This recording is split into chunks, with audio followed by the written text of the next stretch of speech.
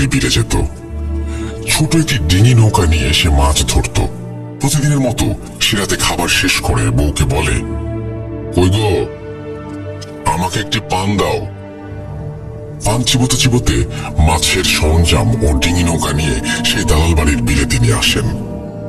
দিনটি ছিল শরৎকালের কোনো একদিন। আকাশে খণ্ড খণ্ড মেঘ, মাঝে মাঝে চাঁদ উঁকি দিচ্ছে। এমন অবস্থায় আরজ আলী বিলের মাঝখানে এসে বড়শি, জাল ইত্যাদি ফেলে নৌকাটি কোনো এক জায়গায় রেখে লগির সাথে নৌকা বেঁধে মাছের জন্য অপেক্ষা করতে থাকেন। কিছুক্ষণ পর আরজ আলীর তন্দ্রা আসলে সে নৌকার মধ্যে শুয়ে পড়ে এবং একসময় ঘুমিয়ে যায়। হঠাৎ আরজ আলী লক্ষ্য করে যে তার পিঠের নিচে ভেজা ভেজা লাগছে। তৎক্ষণাৎ সে উঠে বসে এবং নৌকার প্রায় অর্ধেক সে দেখে যে পানিতে ডুবে গেছে, ভর্তি হয়ে গেছে। সে নৌকার মাথার দিকে তাকিয়ে দেখে একটি সাদা কাপড়ে জড়ানো অবয়ব বসে আছে। তার হৃৎপিণ্ড যেন ভয়ে বন্ধ হয়ে যাওয়ার মতো অবস্থা হয়। এখন সে কি করবে কোনো কুল কিনারা না পেয়ে দুই হাত জড়ো করে কাঁদো কাঁদো কণ্ঠে বলে, তুমি যদি পুরুষ হও তাহলে তুমি আমার বাবা লাগো, তুমি যদি মেয়ে হও তাহলে তুমি আমার মা হও। এই কথা বলার পর সে কণ্ঠটি বলে ওঠে, বড় মুশকিলে ফেলে দিলি। আজ তোর শেষ দিন। তোর জন্য আমার বড় সমস্যা হতো, কিন্তু তুই যখন আমাকে মা ডাকলি, মা কি সন্তানকে মারতে পারে? যা, আমি ছেলে হিসেবে মেনে নিলাম। আজ থেকে তুই আমার ছেলে। তুই খুব ভয় পেয়েছিস, আজকে আর মাছ ধরার দরকার নেই। তুই বাড়ি যা। কাল দুপুরে ঘরের সিলিং এর মধ্যে একটি নতুন পোলো, মাছ ধরার বিশেষ যন্ত্র বেঁধে রাখবি। আমি তোকে চিকিৎসা দেব, আর তুই 3 দিন কোনো মাছ মাংস খাবি না। রাতের বেলা থেকে আজর আলীর জ্বর আসে এবং সে অবয়বের কথা মতো সিলিংয়ে একটি নতুন পোলো বেঁধে দুপুরবেলা খাটের মধ্যে শুয়ে থাকে। হঠাৎ পোলোটি যেন দুলতে থাকে এবং আরজের গায়ে ঠান্ডা বাতাস লাগতে শুরু করে। এভাবে আরজ আলী 3 দিন চিকিৎসা নেয় এবং জ্বর ভালো হয়ে যায়। তারপর থেকে আরজ আলী প্রতিদিন মাছ ধরতে যেত নৌকা নিয়ে। নৌকাটি বেঁধে যখন আরজ আলী বসত, ঠিক তখন অবয়বটি সেই দালাল বাড়ির একটি বিশাল গাছ থেকে বাতাসে ভর করে নৌকার মাথায় এসে বসত এবং দুজনে সারা রাত কথা বলতো, প্রচুর মাছ ধরত। এভাবে আরজ আলী তার মায়ের সাথে প্রতিদিন রাত্রে কথা বলতো। কিছুদিন পর হঠাৎ একদিন অবয়বটি রাত্রে আজর আলীর নৌকা এসে বসে। আজর আলী তার মায়ের সাথে কথা বলে, কিন্তু এবার তার মা যেন চুপচাপ, কোনো কথা বলে না। একটু ভয়ে ভয়ে আজর আলী জিজ্ঞেস করে, মা, আজ তুমি কেন কথা বলো না? তাহলে তুমি কি আমাকে আজ মেরে ফেলবে? তখন অবয়বটি বলে, না, মা কি সন্তানকে কোনোদিন মেরে ফেলতে পারে? আমি একটা সমস্যায় পড়েছি। আজর আলী বলে, কি সমস্যা? অবয়বটি বলে, আমি যে গাছে থাকি সেই গাছটি গাছের মালিক বিক্রি করে দিয়েছে। কালকে গাছটি কেটে ফেলবে। তখন আরজ আলী বলল, মা, তুমি একদম চিন্তা করো না, আমি ব্যবস্থা নিচ্ছি। পরদিন খুব সকালবেলা আরজ আলী সেই গাছটির মালিকের সাথে দেখা করে বিষয়টি খুলে বলে। মালিক বলে, গাছের টাকা ফিরিয়ে দেওয়া তার পক্ষে সম্ভব নয়, কারণ টাকাটি তার খুব দরকার। তাই 7-5 না ভেবে আরজ আলী তার পকেট থেকে গাছ বিক্রির টাকাটা মালিককে ফিরিয়ে দেয় এবং শর্ত দেয়, এই গাছ আমি কিনে নিলাম, কোনোদিন এই গাছ কাটা যাবে না। মালিক তার শর্তে রাজি হয়ে যায়। তারপর রাত্রেবেলা এক সময় সেই অবয়বটি নৌকায় আসে এবং আরজ আলীকে বলে, আজ আমি খুব খুশি। সত্যি আমার ছেলের মতো কাজ করছিস। আমি তোকে কথা দিলাম, আমি যতদিন এখানে আছি ততদিন তোর এবং তোর পরিবারের কোনো ক্ষতি হবে না। যেমন তোর বাড়ির কোনো শিশু বাচ্চা পানিতে পড়ে মরবে না, বাড়িতে আগুন লাগবে না, চোর চুরি করতে পারবে না, ইত্যাদি। আরজ আলী অনেকদিন বেঁচে ছিল। আজও ওই বাড়িতে আরজ আলীর ছেলে, নাতিপুতি সহ অনেকে বাস করে। কোনোদিন ওই বাড়ির কোনো ক্ষতি শোনা যায়নি। তবে ওই বাড়িতে 3 বার চুরির ঘটনা ঘটে। আশ্চর্য বিষয়, 3 বারই চোর হাতে নাতে ধরা পড়ে। এই ছিল ঘটনা। ঘটনাটি ভালো লাগলে পড়ে শোনাবেন। ভূত.com দীর্ঘজীবী হোক। মির্জা রোকন আহমেদ, ব্যক্তিগত কর্মকর্তা, বাংলাদেশ সুপ্রিম কোর্ট, হাইকোর্ট বিভাগ, ঢাকা। তারপরে তিনি তার মোবাইল নাম্বার শেয়ার করেছেন। এই ছিল তার ঘটনা। আশা করছি যে এই ঘটনাটিও আপনাদের ভালো লেগেছে।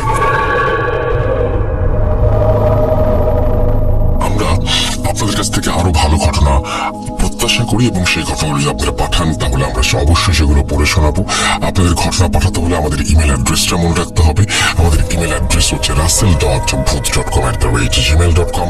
আপনার নাম, ঠিকানা এবং ফোন নাম্বার সহ আপনার জীবনে ঘটা বা আপনার জানা সেরা ঘটনাগুলো পাঠিয়ে দিন আমাদের কাছে। আমরা চলে যাব আমাদের পরবর্তী ঘটনায়।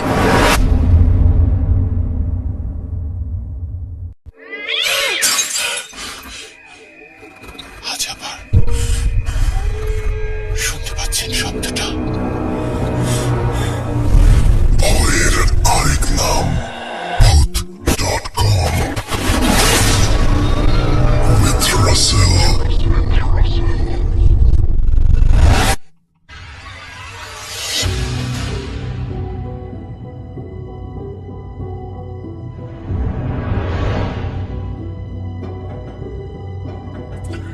ইয়েস, কোনো সন্দেহ নেই যে ভয়ের আরেক নাম ভূত.com, এবং আপনারা যে আমাদের সঙ্গে আছেন সেজন্য আমরা অনেক বেশি অভিভূত, আনন্দিত।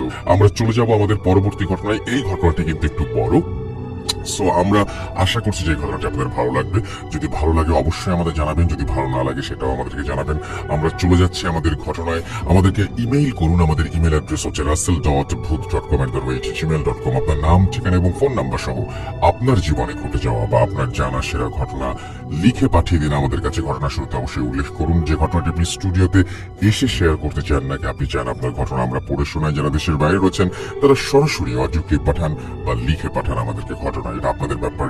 এবং আমরা প্রচুর পরিমাণের ঘটনা চাই। যদি এই ঘটনাগুলো আপনাদের ভালো না লাগে তাহলে বুঝতে পারবেন যে আমরা যথেষ্ট পরিমাণ ঘটনা আপনাদের কাছে পাচ্ছি না। যদি ভালো লাগে তাহলে বুঝতে পারবেন এরকম ঘটনা আমাদের আরো বেশি প্রয়োজন। সুতরাং পুরো ব্যাপারটাই আপনাদের উপরে। আমার এই ক্ষমতা নেই যে আপনাদেরকে ঘটনা তৈরি করে দেব, এবং সেটা উচিত না। সো আপনাদের ঘটনার অপেক্ষায় আমরা চলে যাচ্ছি আমাদের পরবর্তী ঘটনায়। আজ আবার শুনতে পাচ্ছেন শব্দটা? ভয়ের আরেক নাম ভূত.com with Russell। যেভাবে লেখা আছে আমি সেভাবেই পড়ছি। আসসালামু আলাইকুম রাসেল ভাই, আশা করি ভালো আছেন। আমার নাম আসিফ, সিরাজগঞ্জ, রায়গঞ্জ থেকে। এর আগে কোনোদিন এরকম ঘটনা শুনিনি।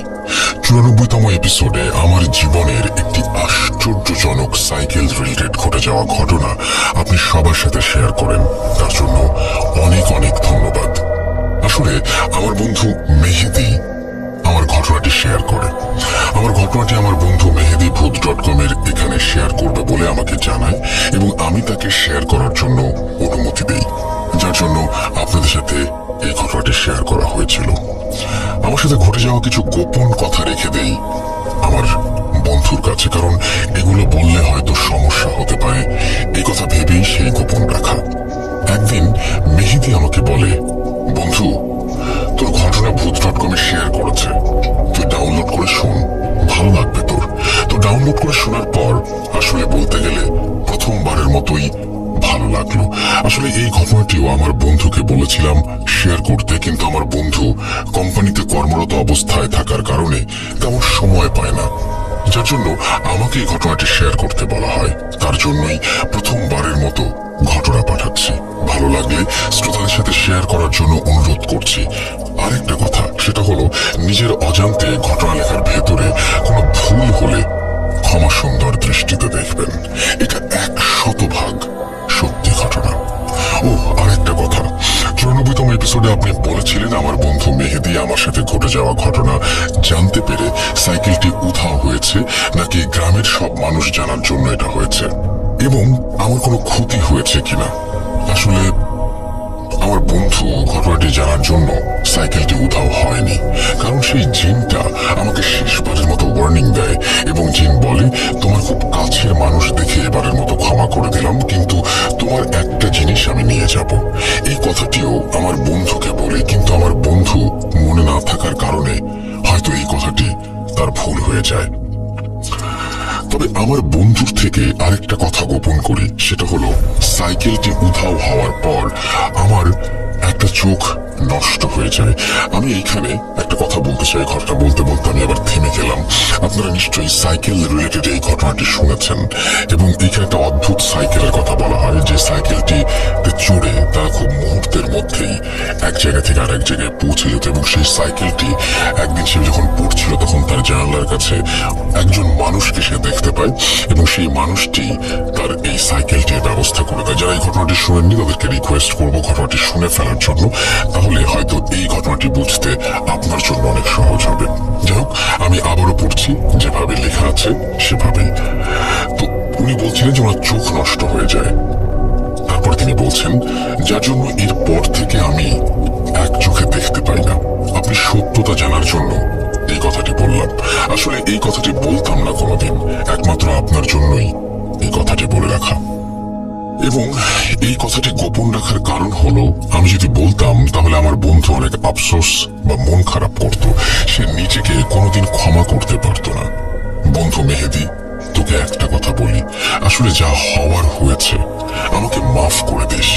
আর এই ঘটনার জন্য তুই যেন কোনোদিন নিজেকে অপরাধী মানিস না। যাই হোক, সাইকেলটি উধাও হয়ে যাওয়ার পর মেহেদিকে বললাম আমার বাসায় আসতে। মেহেদি আমার বাসায় আসার পর সাইকেলটি না দেখতে পেয়ে আমাকে বলে, বন্ধু, তোর ঘটনা আমি জানার জন্য সাইকেলটি উধাও হয়েছে কি, না অন্য কিছু? তখন মেহেদিকে বললাম, আরে না, তোর জন্য না, আসলে আমার মনে হয় গ্রামের সকল মানুষ জানার জন্য এমন হয়েছে, অথবা আমার উপরে যে কালো জাদু করেছিল তার জন্য হয়েছে। আমার বন্ধু মেহেদি 94তম এপিসোডে আমার সম্পর্কে অনেক কিছু বলেছে, তাই বেশি কিছু বললাম না এখানে। তবে একটা কথা জেনে রাখুন, আমি মিথ্যা কম বলি। আর একটা কথা হলো, যারা মোবাইল বা টিভিতে নিষিদ্ধ কোনো কিছু দেখেন তাদের উপরে এই কালো জাদু এফেক্ট করে বেশি। তো একটা কথা বলে রাখি, আমার ঘটনাটি যদি আপনি শেয়ার না করেন তাহলে 100% সত্য ঘটনাটি গোপনই থেকে যাবে। যাই হোক, অনেক কথা বললাম, এবার ঘটনায় যাওয়া যাক। ঘটনাটি ঘটেছে আমার জীবনে, আর এই ঘটনাটি সাইকেল রিলেটেড ঘটনা। আমি যতদিন বেঁচে আছি ততদিন আমার মনের মাঝে স্মৃতি হয়ে থাকবে।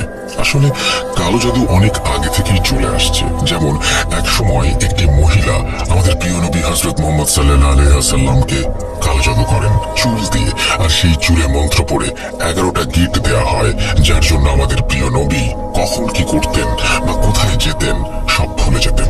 আসলে আপনারা খেয়াল করে দেখবেন, চুলে এই 11টি গিট দেওয়ার জন্য সূরা ফালাক আর নাসের ভেতরে 11টা আয়াত। যাই হোক, এই ঘটনাটি আমার সাথে ঘটে 2014 সালের মাঝামাঝি সময়ে, অর্থাৎ রাজু মারা যাওয়ার আগের ঘটনা এবং পরের ঘটনা। যাই হোক, জিনের সাথে পরিচয়, জিনের দেয়া সাইকেল, এসব কিছু আমার জীবনে এসে আমার জীবনটাকে অনেক পাল্টে দেয় এবং আমি ক্ষতিগ্রস্ত হয়ে যাই। আসলে বলতে গেলে আমি কোনোদিন ভাবতে পারিনি এই সাইকেলটির জন্য মানুষের ক্ষতি হবে, অথবা আমারও। এখানে আমি কি বা করতাম? বলতে গেলে এখন তো আমার কিছু করারই নেই। এই সাইকেলটির লোভ সামলাতে পারলে হয়তো এই দুইটি মানুষ বেঁচে থাকতো। লোভ মানুষকে কতটুকু ক্ষতি করে সেটা আমার ঘটনা দ্বারাই বুঝলাম।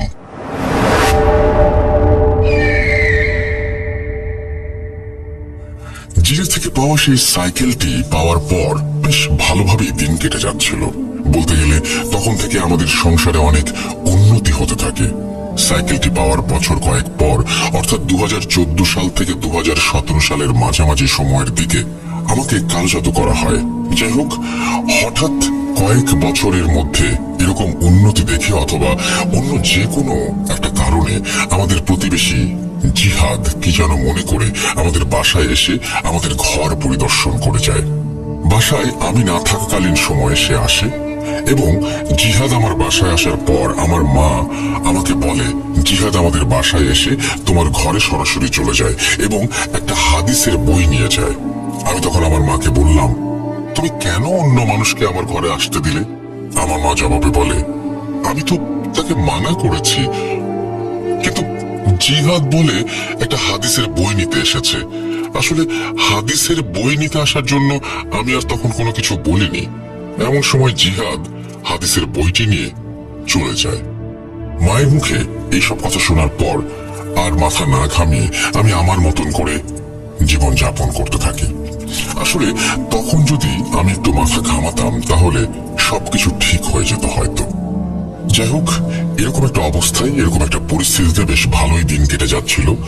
একদিন একটা মসজিদ থেকে আমাকে ভালো বেতনের অফার দেয়া হয়, অর্থাৎ সেই মসজিদে ইমামতি এবং বাচ্চাদের কোরআন তেলাওয়াত শিক্ষা দিতে হবে।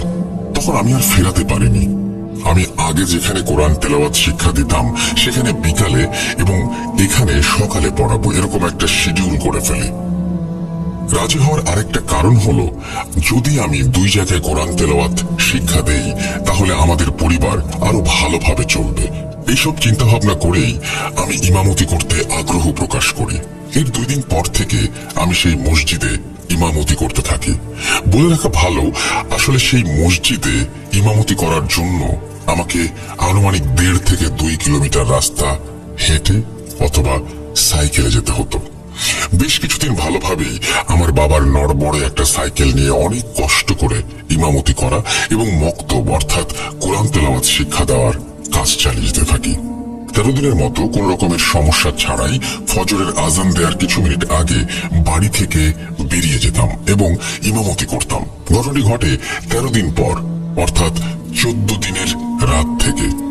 প্রতিনিয়ত যেভাবে যেতাম তেমন ভাবেই সেই রাতে আমার কাছে থাকা ছোট্ট একটা টর্চের আলোয় আমার বাবার সাইকেল চালিয়ে যাচ্ছিলাম। এমন সময় মসজিদে যাওয়ার পথে অস্বাভাবিক কিছু খেয়াল করি। তার আগে কিছু কথা বলে রাখা ভালো, সেটা হলো আমার বাসা থেকে মসজিদে যাওয়ার জন্য একটা বড় বটগাছ, একটা কবরস্থান এবং ভৌতিক ব্রিজ পার হতে হয়। ভৌতিক ব্রিজ বলার কারণ হলো এই ব্রিজ নিয়ে অনেক ইতিহাস আছে যেটা অনেক মানুষ জানে। অন্য একদিন এই ব্রিজ নিয়ে ঘটে যাওয়া ঘটনা শেয়ার করবো ইনশাল্লাহ। যাই হোক, ঠিক 14 দিনের রাতে আমি অদ্ভুত কিছু খেয়াল করি। সেটা হলো, আমি যখন বটগাছের কিছু দূরে, মনে হয় 25 হবে, ঠিক তখন খেয়াল করলাম একটা ডালে সাদা কিছু একটা বসে আছে। আমার কাছে থাকা টর্চের হালকা আলোয় যতটুকু বুঝলাম একটা সাদা কিছুই মনে হলো, কিন্তু ঠিক একদম কাছে এসে দেখি সেখানে কিছুই নেই।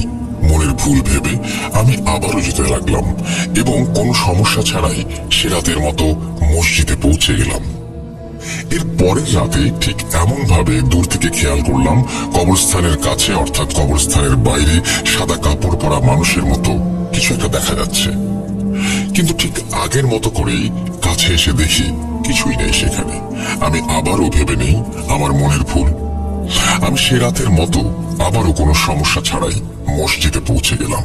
এর পরের রাত থেকে আমি আর কিছু দেখি না, তবে প্রতিনিয়ত আমি যখন ভৌতিক ব্রিজটি ক্রস করতাম ঠিক তখন থেকেই আমার সাইকেলটি অনেক ভারী অনুভব হতো, অর্থাৎ তুলনামূলকভাবে সাইকেলটি চালাতে বেশি শক্তি খরচ করতে হতো।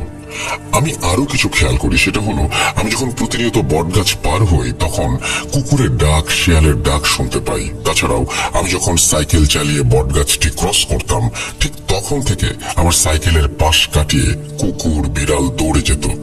মসজিদের সামনে আসা পর্যন্ত এমন হতো। এভাবে বেশ অনেক দিন কেটে যায়, অর্থাৎ 2015 সালের শেষের দিকে এসে প্রায় 20 থেকে 25 দিন আর আমার সাথে কোনো সমস্যা হয় না, কোনো কিছুই ঘটে না। এই 20-25 দিন আমার সাথে কিছু না ঘটার জন্য সবকিছু মনের ভুল ভেবে উড়িয়ে দেই। তার কারণ যাই হোক না কেন, আমার তো কোনো ক্ষতি হয়নি বা অস্বাভাবিক কিছু চোখেও পড়েনি।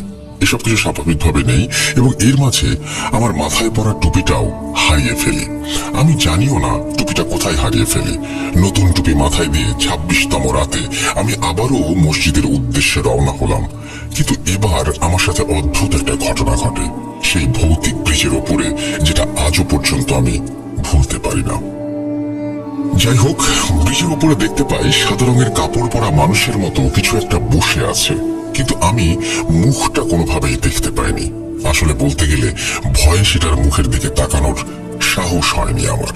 সে সাদা রঙের কাপড় পরা মানুষের মতো তাকে পাশ কাটিয়ে আসতেই একটা শব্দ শুনতে পাই, সেটা হলো, তুই আর বেশি দিন বাঁচতে পারবি না।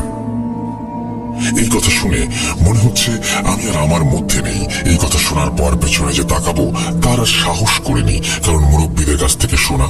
মুরব্বীরা বলতেন যে ব্যক্তি অদ্ভুত কিছু দেখবে অথবা অদ্ভুত কিছু অবলোকন করবে, তার দিকে তাকানো বা তার দিকে এগিয়ে গেলে অনেক বড় সমস্যার সম্মুখীন হতে পারে, যার জন্য আর সাহস হয়নি আমার।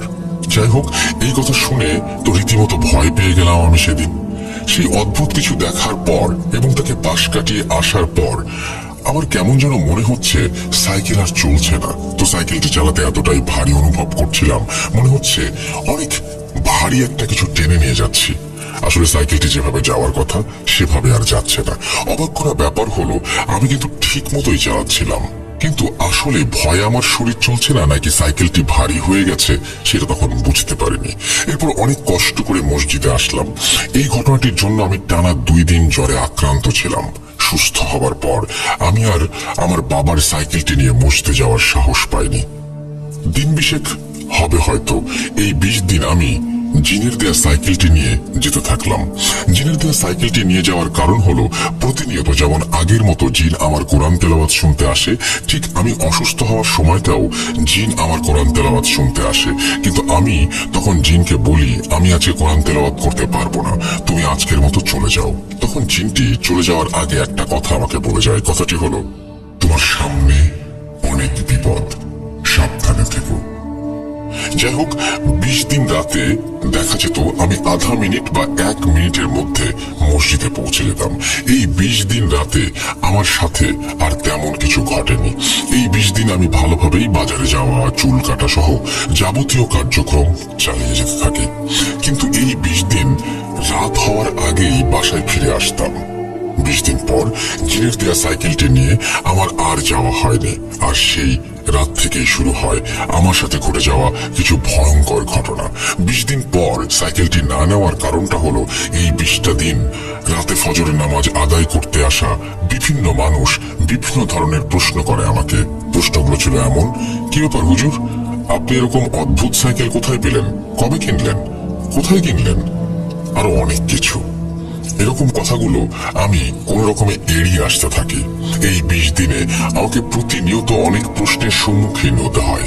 এ সকল প্রশ্নের মুখোমুখি না হওয়ার জন্য 20 দিন পর আমি সাইকেলটি নিয়ে যাইনি। আসলে সেটাই ছিল আমার সব থেকে বড় ভুল। 21তম রাতে আমি আবারও আমার বাবার নড়বড়ে সাইকেলটি নিয়ে ফজরের আজান দেওয়ার আগে মসজিদের উদ্দেশ্যে রওনা হলাম। কিন্তু এইবার এই ঘটনাটির সম্মুখীন হওয়ার জন্য আমি একেবারেই প্রস্তুত ছিলাম না। আসলে এমন ভয়ানক দৃশ্য আমার মনে হয় কেউ দেখতে চাইবে না। যাই হোক, আমি রাস্তা দিয়ে প্রতিনিয়ত যেভাবে যেতাম তেমন ভাবে যাচ্ছিলাম। পথিমধ্যে সেই ভয়ানক ব্রিজের উপরে আসতে আমি দেখতে পেলাম ঠিক ব্রিজের মাঝখানে একটা খাটিয়া রাখা। এটা দেখার পর আমার সারা শরীর কেঁপে উঠেছে, এমন কাঁপুনি উঠল আসলে বলতে গেলে তখন আমার শরীরের শক্তি একেবারে আমি হারিয়ে ফেলেছিলাম। ভয়ে ভয়ে খাটিয়াটির কাছে আসতেই দেখতে পাই খাটিয়ায় আমার লাশ। আশা করি এই দৃশ্যটা কোনো মানুষ দেখতে চাইবে না। তো খাটিয়ায় নিজের লাশ দেখতে পেয়ে এসব কিছু সহ্য করতে না পেরে মনে হয় আমি সেখানেই জ্ঞান হারিয়ে ফেলি। এরপর আমার জ্ঞান ফিরে আসে সকাল 8টার দিকে। জ্ঞান ফিরতে দেখি আমার চারপাশে মানুষ। আমি তখন বলতে লাগলাম, আমি এখানে কেমন করে আসলাম? জবাবে একটা মানুষ বলেন, আমি আর আরিফ যখন ফজরের নামাজ আদায় করে এই পথে আসছিলাম তখন আমরা দেখতে পাই তুমি ব্রিজের ওপরে অজ্ঞান অবস্থায় পড়ে আছো। তখন এটা দেখার পর আমি আর আরিফ মিলে তোমাকে এখানে নিয়ে আসি। তোমার কি হয়েছিল? তুমি ব্রিজের ওপরে অজ্ঞান অবস্থায় পড়েছিলে কেন? এই কথা শোনার পর তাদের কিছু না বলে সেই ব্যক্তিটিকে বললাম, চাচা আমাকে একটু বাসায় পৌঁছে দেন। এই কথাটি বলার কারণ হলো আমার জ্ঞান ফিরে আসার পর আমার শরীরে চলার মতো শক্তি একেবারেই ছিল না। তো এরপর আমি আমার বাসায় ফিরে আসি। বাসায় ফিরে আসার পর থেকেই আমার শরীরে প্রচন্ড রকমের জ্বর। দীর্ঘ 8 দিন থেকে 10 দিন পর্যন্ত এই জ্বর আমার শরীরে থাকে। এই 8 থেকে 10 দিন আমি অনেক রকমের ওষুধ খেতে থাকি, কিন্তু কিছুতেই জ্বর না কমাতে স্থানীয় এক হুজুরের কাছ থেকে পানি পড়া এবং ঝাড়ফুঁক নিয়ে ধীরে ধীরে সুস্থ হতে থাকি। এই কয়দিন আমি আর কোরআন তেলাওয়াত করতে পারিনি এভাবে আমার সাথে প্রতিনিয়ত অনেক রকমের অদ্ভুত ঘটনা ঘটতে থাকে। সুস্থ হওয়ার পর আমি যখন অন্যের জমিতে কাজ করতে যাই, সেখানে আমার ডান পা কেটে যায় কাজ করতে করতেই। এরপর সেখান থেকে একটা কাপড়ের টুকরো কেটে যাওয়া স্থানে বেঁধে বাসায় এসে চিকিৎসা গ্রহণ করি। সেই কাপড়ের টুকরোটা উঠোনের মাঝেই ফেলে দেই। এভাবে বেশ কিছুদিন যাওয়ার পর অর্থাৎ 2016 সালের সেপ্টেম্বরের শেষের দিকে আমি আবারও বড় ধরনের একটা ধাক্কা খাই। সেটা হলো, আমি প্রতি রাতে যেমন কোরআন তেলাওয়াত করি, ঠিক সেই রাতেও জিন তেলাওয়াত শুনে আবার চলে যায় এবং বলে যায় সামনে অনেক বিপদ, তুমি একটা ভালো হুজুরের কাছে যাও। তো এরপর তেলাওয়াত শেষে আমি ঘুমিয়ে পড়ি। আমার ঘুমের মাঝেই আমার ঘুমটা ভেঙে যায় এবং আমি তখন কয়টা বাজে বলতে পারবো না। আমার ঘুম ভেঙে যাওয়ার পর আমি রুমে স্পষ্ট দেখতে পাই ধন্যার সাথে আমার ঝুলন্ত লাশ। ধন্য বলতে টিনের বাসায় ওপরে বাঁশ বা লম্বা কাঠ দিয়ে রাখা হয়। আপনারা হয়তো অনেকে এটাকে চেনেন, এটার নামও জানেন। আসলে আমাদের গ্রামের ভাষা, তাই এটাই ব্যবহার করলাম। যাই হোক, এরপর এই দৃশ্য দেখতে পেয়ে আমি এতটাই ভয় পেয়েছিলাম কি বলবো। এই দৃশ্যটা দেখার পর থেকে আমি চিৎকার করে বলে উঠি, মা আমাকে বাঁচাও, আমাকে মেরে ফেলবে। এই কথা বলার পর আমি সেন্স হারিয়ে ফেলি। সেন্স ফিরে আসার পর আমি দেখতে পাই আমার রুমে আমার মা বাবা বসে আছে। আমার মা বাবাকে বলি, তোমরা আমার রুমে আসলে কেমন করে? আমার রুমের দরজা তো ভেতর থেকে লাগানো ছিল। জবাবে আমার বাবা বলে, তোমার চিৎকার শুনে তোমার রুমের কাছে এসে অনেক ডাকাডাকি করার পর কোনো সারা শব্দ না পেয়ে দরজা ভেঙে ভিতরে এসে দেখি তুমি মেঝেতে অজ্ঞান হয়ে পড়ে আছো। কি হয়েছে? তুমি রাতে অমন করে চিৎকার করছিলে কেন? আমি বাবাকে বলি, একটা বাজে স্বপ্ন দেখে ভয়ে চিৎকার করছিলাম বাবা। এই কথাটা বলি কারণ আমি ভেবেছিলাম আমি আসলেই বাজে কোনো স্বপ্ন দেখেছি। যাই হোক, বিভিন্ন কাজের পর দিন গড়িয়ে রাত আসে। আমি ঠিক আগের মতো করেই এবারও কোরআন তেলাওয়াত করতে থাকি এবং তখন জিনটি কোরআন তেলাওয়াত শেষে বলে যায়, তোমার সামনে খুব বিপদ, তোমার উপরে কালো জাদু করেছে, তুমি একটা ভালো কোনো হুজুরের কাছে যাও। এই কথা বলে জিন চলে যায়। এই কথা জিনের থেকে শোনার পর ভাবতে থাকি, আসলে কে আমাকে কালো জাদু করেছে, কেন করেছে, কিসের জন্য করেছে, কি ক্ষতি করেছে তার। এইসব কথা ভাবতে ভাবতে আমি ঘুমিয়ে পড়ি। এই রাতটা কোন রকমের খারাপ কিছু না দেখে ভালোভাবেই কেটে যায়। রাত গড়িয়ে সকাল হওয়ার পর সকালের খাবার খেয়ে আমার সাথে কি হয়েছে সবকিছু আমার মা বাবাকে বলি। এই কথা মা বাবা শোনার পর আগের সেই হুজুরের শরণাপন্ন হলাম। তো হুজুরের সাথে দেখা করে সবকিছু বলার পর হুজুর বলে, আসলে এই ব্যাপারে আমি তোমাকে কোনোভাবে সাহায্য করতে পারবো না, তুমি অন্য হুজুরের কাছ থেকে সাহায্য নাও। এর 2-1 দিন পর সিরাজগঞ্জের মাসুমপুরে এক হুজুরের কথা জানতে পেরে তার সাথে দেখা করতে যাই। হুজুরের সাথে দেখা করার পর হুজুর আমাকে বলেন, আমাকে 5টা মিনিট সময় দিন, আমি দেখছি কি হয়েছে আপনার। তারপর 5 মিনিট চলে যায়। হুজুর আসে এবং বলে, আপনাকে জঘন্যভাবে কালো জাদু করা হয়েছে। তখন হুজুরকে বললাম, এর থেকে পরিত্রাণ পাওয়া যাবে সেই উপায়টা একটু বলে দিন না। হুজুর জবাবে বলেন, দেখুন, আপনাকে সুস্থ করার মতো কোনো সামর্থ্য আমার নেই। আপনারা অন্য কোনো বড় হুজুরের কাছে যে যত দ্রুত সম্ভব সাহায্য নেন। আশাহত হয়ে সেখান থেকে আমরা বাসায় চলে আসি এবং নানা ধরনের হুজুরের শরণাপন্ন হয়েও সবাই একই কথা বলে ফিরিয়ে দেয়। এর মধ্যে আমার প্রতিনিয়ত কাজগুলো চালিয়ে যেতে থাকি এবং আমার সাথে অদ্ভুত সব ঘটনা ঘটতেই থাকে। বেশ কিছুদিন যাবার পর রাতে কোরআন তেলাওয়াত করার সময় জিন তেলাওয়াত শেষে একটা হুজুরের কথা বলে যায়। সেই হুজুরের সাথে দেখা করতে বলেন জিনটা। জিন বলে, অমুক জায়গায় অর্থাৎ বরিশালের এক জায়গায় নাম বলে, কিন্তু এখন আমার সঠিক মনে নেই। তো সেখানে গিয়ে কালকেই দেখা করতে বলে হুজুরের সাথে। হুজুরের নামটি ছিল মোজাম্মেল। তো হুজুরের সাথে দেখা করার পর হুজুর আমাকে দেখেই বলে, তোমাকে তো বাজে ধরনের কালো জাদু করা হয়েছে। এই কথা হুজুরের কাছে শোনার পর আমার মাথা কাজ করছিল না। আমি বুঝতে পারছিলাম না কি করব। এরকম জঘন্য কাজ কে করলো? যাই হোক, এরপর হুজুরকে বললাম, যেমন করেই হোক আমাকে ভালো করুন। হুজুর বললেন, আমাকে 7টা দিন সময় দাও, আমি 7 দিন পর তোমাদের বাসায় যাব। এরপর হুজুরকে আমার বাসার ঠিকানা এবং মোবাইল নাম্বার দিয়ে সেখান থেকে বাসায় ফিরে আসি। এই 7 দিন আমি আরো অনেক ভয়ের মুখোমুখি হয়েছি। যেমন আমি একদিন দুপুরে নামাজ আদায় করে মসজিদ থেকে বাসায় ফিরছিলাম। বাসায় ফেরার পথে পেছন থেকে কে যেন আমাকে সজোরে ধাক্কা দেয়। ধাক্কায় আমি রাস্তার মাঝে পড়ে যাই এবং পড়ে যাওয়ার পর আমি খেয়াল করি সেখানে কেউ নেই। আশ্চর্য বিষয় হলো চতুর্পাশে এমন ফাঁকা এবং রাস্তাটাও ছিল একদম ফাঁকা। আর এই ফাঁকা রাস্তায় আমার চোখে ফাঁকি দেওয়া অসম্ভব। আসলে একটা মানুষ যদি আমাকে ঠাট্টা করে ফেলে দেয় তাহলে আমি তাকে অবশ্যই সেখান দিয়ে যেতে দেখতে পেতাম। আমি তখন ভাবতে থাকি, ধরলাম একটা মানুষই আমার সাথে এমন করেছে, সেই মানুষটি তো 3-4 সেকেন্ডের মধ্যে উধাও হয়ে যেতে পারবে না। প্রতিনিয়ত আমার সাথে অনেক কিছুই ঘটছে, এরই একটা অংশ ভেবে আমি খুব দ্রুত সেখান থেকে বাসায় চলে আসি। ঠিক এর পরের দিন রাতে আমার যখন ওয়াশরুমে যাওয়ার প্রয়োজন হয় তখন আমার সাথে আরেকটা ভয়ানক ঘটনা ঘটে। সেটা হলো আনুমানিক মাঝরাত বা তার আগে অথবা তার একটু পরেও হতে পারে, আসলে সঠিক জানি না। বলে রাখা ভালো, ওয়াশরুমটা ছিল আমার বাসার একটু উত্তর দিকে, অর্থাৎ ঘর থেকে 20-25 পা হবে এরকম দূরত্বে। তো তখন আমি বাসার উঠোনের মাঝখান দিয়ে দেখতে পাই একটা লাশ, এবং সেই লাশের মাথা দেহ থেকে আলাদা করা এবং দেহ থেকে প্রচুর পরিমাণে রক্ত পড়ছে এবং জায়গাটা ভিজে আছে। আমি খুব ভয় পাই। আসলে এই দৃশ্যটা দেখার জন্য আমি একেবারেই প্রস্তুত ছিলাম না। খুব ভয়ের কারণ হলো লাশটা আর কারো নয়, সেই লাশটি ছিল আমার নিজের লাশ। এভাবে দেখার পর আমি সহ্য করতে না পেরে উচ্চ স্বরে এক চিৎকার দিয়ে সেখানেই জ্ঞান হারিয়ে ফেলি। জ্ঞান ফিরে আসার পর আমার বাবা মাকে সব খুলে বলি। এভাবে খুব ভয়ানক ঘটনা ঘটতেই থাকে আমার সাথে। 7 দিন কাটানোর পর হুজুর আমার বাসায় ঠিক মাগরিবের আজানের সময় এসে উপস্থিত হন। হুজুর বাসায় ফিরে আমাদের সবাইকে একটা রুমে নিয়ে যান এবং হুজুর বলেন কে এই কাজটি করেছে এবং কেন করেছে সেটা মাগরিবের নামাজ আদায় করে তিনি বলবেন। নামাজ আদায় করার পর হুজুর সবাইকে এক রুমে নিয়ে বলতে থাকেন। হুজুর তখন একটা ছেলের নাম বলে। আমি তখনও বিশ্বাস করতে পারিনি এবং আজ পর্যন্ত বিশ্বাস করতে পারি না এই ছেলে এই কাজ করেছে। তো এরপর হুজুর আমাদের বলেন এই কাজটি জিহাদ নামের একটি ছেলে করেছে। আসলে তোমার উপরে অনেক রাগ এবং একটা লোভের বশবর্তী হয়েই এমন কাজ করেছে। হুজুরের কাছ থেকে এটা শোনার পর আমি ভেবে অবাক হই যে জিহাদ আমার উপরে কালো জাদু কেন করবে? আমি তো তার কোনো ক্ষতি করিনি বা তার পরিবারেরও কোনো ক্ষতি করিনি। আমি খুব ভেঙে পড়ি।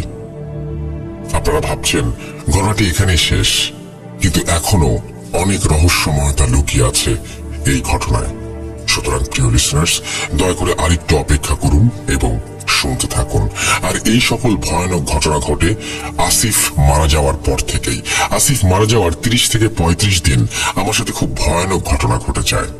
এরপর হুজুরের কাছে আমি জানতে চাই কেন আমার সাথে জিহাদ এরকম করেছে।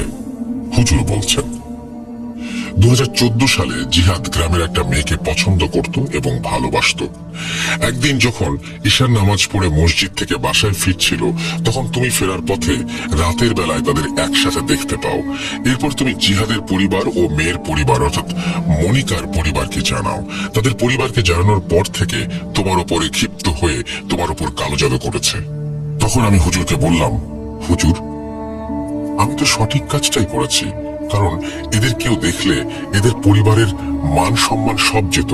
আসলে সম্মান বলতে মনিকার পরিবারের বেশ সম্মান নষ্ট হতো, কারণ জিহাদের পরিবার এবং মনিকার পরিবার এদের দুজনের মধ্যে পার্থক্য ছিল অনেক, যার জন্য মনিকার পরিবারের কেউ এই সম্পর্ক মেনে নিত না। 7 দিনের ভেতরে মনিকাকে বিয়ে দিয়ে দেয় তারা অন্য জায়গায়। এরপর হুজুর বলেন তুমি যখন তাদের পরিবারকে জানাও তার কয়েকদিন পর মনিকার বড় ভাই জিহাদকে অনেক মারধর করে। এরপর মনিকার অন্য জায়গায় বিয়ে হওয়াতে তোমার উপরে তার অনেক ঘৃণা এবং রাগের জন্ম হয়, যার জন্য সে ক্ষিপ্ত হয়ে তোমার উপরে কালো জাদু করেছে। কিন্তু তুমি অনেক ধার্মিক বলে তেমন কোনো ক্ষতি করতে পারেনি। তুমি যখন ফজরের আগে নামাজ পড়তে মসজিদে যেতে তখন তুমি যেগুলো দেখতে আসলে সেগুলো ছিল কালো জাদুর অংশ। আর 2 নম্বর কারণ হলো রাজু আর জিহাদ খুব ঘনিষ্ঠ বন্ধু। রাজু সাইকেলটির কথা জানতে পেরে জিহাদকে কথায় কথায় ভুল ক্রমে সব বলে দেয়, কিন্তু জিহাদ রাজুকে কোনো কিছু বুঝতে না দিয়ে হেসে উড়িয়ে দেয়। তার কারণ জিহাদ এই সাইকেলটির কথা আগে থেকেই জানতো, আর এই কথাটি জানতে পেরেই সে তোমাকে সর্বপ্রথম কালো জাদু করে। এই অদ্ভুত সাইকেলটির কথা তোমার উপরে কালো জাদু করার মাধ্যমে সে জানতে পারে। আসলে জিহাদ অনেক আগে থেকেই কালো জাদু চর্চা করত এবং তোমার কালো জাদুতে শক্তি কম এবং তুমি ধার্মিক হওয়ায় তোমার উপরে তেমন কোনো ক্ষতি করা সম্ভব হয়নি। তখন সে একটা বড় সুযোগের অপেক্ষায় থাকে। এরপর জিহাদ ভেবে পাচ্ছিল না সেই বড় সুযোগটা সে কিভাবে নেবে। নিজের প্রতিশোধ এবং সাইকেলটা নেবে বলে সে ঠিক করে এবং শেষ পর্যন্ত জিহাদ একটা পর্যায়ে একটা কালো জাদুকর পণ্ডিতের থেকে আরো ভালোভাবে কালো জাদু শিখে তোমার উপরে 3টা খারাপ জিন চালান দেয়। অর্থাৎ রাজু মারা যাওয়ার 1 সপ্তাহ খানেক পর থেকে তোমার রক্ত, তোমার চুল, তোমার পরনের কাপড়ের টুকরো, তোমার মাথার টুপির 1 টুকরো পায়। তখন কিছু ব্যবহার করা হয় এই কালো জাদুতে। যখন এসব কিছু নিয়ে কালো জাদু করা হয় তখন থেকে জাদু আরো বেশি শক্তিশালী হয়। তখন আমি হুজুরকে বললাম, আমার রক্ত কেমন করে পেল এবং এই সব কিছু কেমন করে পেল? তাছাড়া আমার রক্ত তো জিহাদের পাওয়ার কোনো কারণ নেই। হুজুর বলেন, আসলে কালো জাদু করার জন্য কিছু জিনিস নিয়ে সেগুলো কালো জাদুতে প্রয়োগ করতে হয়। যেমন তোমার পরনের একটা কাপড় প্রথমে কেটে নিয়ে যায়। এরপর জিহাদের কাজ ছিল প্রতিনিয়ত তোমাকে ফলো করা। একদিন তোমাকে ফলো করার সময় জিহাদ খেয়াল করে তোমার মাথার টুপি পড়ে গেছে। এরপর টুপিটা সে কুড়িয়ে নেয়। তুমি যখন মাঠে কাজ করতে যাও তখন তোমার পা কেটে যায়। বাসায় এসে সেই রক্ত মাখা কাপড়ের টুকরো ফেলে দাও। তখন জিহাদ সেই টুকরোটাও কুড়িয়ে নিয়ে যায়। তুমি যখন বাজারে চুল কাটাতে গিয়েছিলে তখন জিহাদ সেখান থেকে তোমার চুল সংগ্রহ করে এবং শেষ ধাপে সংগৃহীত করা তোমার সবকিছু সম্পূর্ণ একটা কালো বিড়ালকে মন্ত্র পড়ে জোর করে খাইয়ে দেয়া হয়। তারপর সেই বিড়ালটিকে জীবিত অবস্থায় একটা বাক্সে ভরে তোমাদের বাসার সামনের ওইখানে অর্থাৎ বাসার এক কোণায় পুঁতে রাখা হয়। এটি ছিল শেষ ধাপ। এরকম কালো জাদু করার জন্য তুমি বিভিন্ন সময়ে বিভিন্ন ভয়ের সম্মুখীন হও। তোমার শরীর এত শুকিয়ে গেছে তার কারণ বিড়ালটি কিছু না খেতে পেরে শুকিয়ে যাচ্ছে, সাথে সাথে তোমার শরীরের অবস্থারও অবনতি হচ্ছে। আর কিছুদিন পর হয়তো বিড়ালটি মারা যেত এবং বিড়ালটি মারা যাওয়ার সাথে সাথে তুমিও মারা যেতে। তোমার কপাল ভালো, আমার সাথে দেখা হয়েছে। এখন দেখা যাক আল্লাহ ভরসা তোমাকে সুস্থ করতে পারি কিনা। এরপর হুজুর আমার বাবাকে বলেন, আরো কিছু প্রয়োজনীয় জিনিস লাগবে। সেগুলো হলো আপনাদের বাসার উঠোনের 1 মুঠো মাটি, আপনার ছেলের 1 ফোঁটা রক্ত, চুল, মাথার টুপির একটা টুকরো এবং তার পরনের কাপড়ের 1 টুকরো এনে দিন।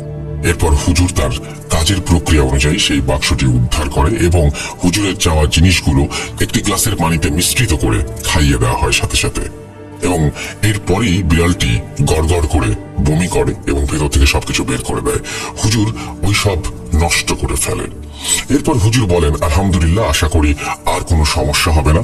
এরপর হুজুর চলে যাওয়ার আগে আমাদের বাসার চারপাশে তাবিজ পুঁতে দিয়ে যান এবং আমার হাতে একটা তাবিজ বেঁধে দেন। হুজুর বলেন, এরপর থেকে আর কোনো সমস্যা হবে না। এটা আমার জীবনের সবচেয়ে স্মরণীয় এবং দুঃখজনক ঘটনা। যাই হোক, আমি সম্পূর্ণ সুস্থ হবার পর জিনটি আমার স্বপ্নে এসে বলে, আমার দেয়া সাইকেলটি এবং তার সাথে তোমার একটি অঙ্গ নিয়ে আমি চলে গেলাম। এই বাজে স্বপ্ন দেখে আমার ঘুম ভেঙে যায় এবং আমি কোনো কিছু না ভেবেই আবার ঘুমিয়ে পড়ি। কিন্তু বিষয়টা হলো, তার পরের দিন সকালে ঘুম থেকে উঠে দেখি সাইকেলটির সাথে সাথে আমার একটা চোখের জ্যোতিও আমি হারিয়ে ফেলেছি। তো সেই দিন সকালে এমন ঘটনা হওয়ার কারণে মেহেদিকে আমার বাসায় আসতে বলি। মেহেদিকে বলি সাইকেল উধাও হয়েছে এবং চোখে যে আলো হারিয়ে ফেলি এই কথাটি তখন থেকে আমার বন্ধুদের কাছে গোপন রাখি। যাই হোক, আমি সম্পূর্ণ সুস্থ হওয়ার কিছুদিন পর আমি শুনতে পাই জিহাদকে খুঁজে পাওয়া যাচ্ছে না। বেশ কিছুদিন পরে জিহাদকে খুঁজে পাওয়া যায় এবং খুঁজে পাওয়ার পর থেকেই রাজু যেমন পাগলামি করত, জিহাদও করত। পাগলামি করার ঠিক 5 থেকে 6 দিন পর রাজুর মতো জিহাদের লাশ একই রকম ভাবে পাওয়া যায়। কেউ বলতে পারে না জিহাদের কেন হয়েছে এই মৃত্যু, এমনকি জিহাদের পরিবারেরও কেউ সেটা বলতে পারেনি। আমাদের গ্রামবাসীরা এখনো উদ্ঘাটন করতে পারেনি। আমাদের গ্রামের সবাই এই ঘটনার প্রমাণ। যাই হোক, এখন আপনাদের মনে প্রশ্ন থাকতে পারে, জিনটি আমাকে সাহায্য করলেই করতে পারতো, বা জিন কেন আমাকে সাহায্য করেনি। আসলে লিসেনার, আমি নিজেও জানি না জিনটা আমাকে কেন কালো জাদুর হাত থেকে রক্ষা করলো না। এই কথা আমার কাছেও অজানাই রয়ে গেল। আরেকটা কথা, আমার গ্রামের কেউ থাকলে বা আমাদের গ্রামের ঘটনা জানা কেউ এখানে শুনে থাকলে দয়া করে রাসেল ভাইকে কমেন্ট করে জানাবেন। তাহলে রাসেল ভাই বিশ্বাস করবে এই ঘটনাটি আসলেই 100% সত্য। আমি আগেও বলেছি আমি মিথ্যা কম বলি, তাই আপনাকে বলছি আপনি চাইলে ঘটনাটি শেয়ার করতে পারেন। এই ঘটনাটি আমার সাথে ঘটে যাওয়া একদম সত্যি ঘটনা, তাই জোর গলায় গ্যারান্টি দিচ্ছি এইভাবে প্রমাণ করা ছাড়া আমার কোনো কিছু প্রমাণ করার নেই। এখন আপনি বিশ্বাস করবেন কি না করবেন সেটা পুরোপুরি আপনার ব্যাপার। থ্যাংক ইউ ভেরি মাচ এই স্টোরিটা পাঠিয়েছেন আমাদেরকে। আমার আপনার জন্য সাজেশন হচ্ছে যে এর পরে যখন আপনি ঘটনা পাঠাবেন দয়া করে আপনি অডিও ক্লিপ করে পাঠালে বোধহয় বেটার হয়, কারণ এই ঘটনার বিভিন্ন জায়গায় রিপিটেশন আছে, যার জন্য একটু হয়তো সবার শুনতে প্রবলেম হচ্ছে, বাট ঘটনাটি ওভারঅল ভালো। এবং আপনারা নিশ্চয়ই জানেন যে এই সাইকেলটি তার কাছে কত গুরুত্বপূর্ণ ছিল। তারা একটা অভাবের মধ্যে দিয়ে যাচ্ছিলেন দীর্ঘদিন সময়ে, এবং তিনি রেগুলার যে বললেন যে কোরআন তেলাওয়াত করতেন, এই কোরআন তেলাওয়াত শুনে কিন্তু জিনটি তাকে সাইকেলটি উপহার হিসেবে দেয়। এবং জিনের এই সাইকেলটি তাদের পরিবারে আসার পর পরিবারের উন্নতি হতে থাকে। শুধু 1 মিনিট বা 1 সেকেন্ড বা কয়েক সেকেন্ডের দূরের কোথাও পৌঁছে যাওয়া এটাই ছিল না, আরেকটা ব্যাপার ছিল যে এই সংসারের আয় উন্নতি সবকিছুই বাড়তে থাকে। তাদের জীবন ধারা বদলে যায়, পুরোপুরি অন্য মানুষে পরিণত হয় তারা। সেটাও হয়তো কার্যত করার একটা কারণ হতে পারে। আর যে জিনিসটা তিনি বলেছেন সেই কারণ হতেও পারে, সেই কারণ না হতে পারে, এটা হুজুর আপনাকে বলেছেন। এবং আপনি যে কাজটা করেছেন তার কারণে এরকম কিছু হবে কিনা এটা সবচাইতে বেশি আপনি বলতে পারবেন ভালো। যাই হোক, এরকম ঘটনা আপনাদের কাছেও আছে এবং আপনারা আমাদেরকে পাঠান, কোনো একদিন হয়তো স্পেশাল এপিসোডে স্থান পাবে আপনার ঘটনাটি। আমি চলে যাব আমাদের পরবর্তী ঘটনায়। ঘটনাটি কেমন লাগলো সেটা অবশ্যই আমাকে জানাবেন, জানিয়ে কমেন্ট করবেন, অবশ্যই লিখবেন, কমেন্ট করবেন। ঘটনাটি লেখা যেমনই হোক না কেন, পুরো ঘটনাটি যদি আপনি চিন্তা করেন তাহলে এটি আসলে ভয়কর। একটা মানুষ প্রতিনিয়ত লাশ দেখছে এবং নিজের লাশ যদি হয় এবং সেই লাশটি বিভিন্ন সময় বিভিন্ন ভঙ্গিতে, কোনো সময় তার সেই লাশটি ক্ষত বিক্ষত, কোনো সময় সেই লাশটি ঠিকঠাক। তো এরকম কোনো দৃশ্য নিশ্চয়ই আমরা দেখতে চাই না। তবে যদি এরকম কোনো দৃশ্যের সন্ধান আমরা পেয়ে থাকি আমাদের পরিবার পরিজনের কাছ থেকে বা নিজের জীবনেও যদি ঘটে থাকে এরকম ঘটনা, শেয়ার করুন আমাদের সাথে। আমাদের ইমেল অ্যাড্রেস হচ্ছে bhoot.com@gmail.com। আপনার ঘটনার অপেক্ষায় থাকলাম। আমরা চলে যাব আমাদের পরবর্তী ঘটনায়।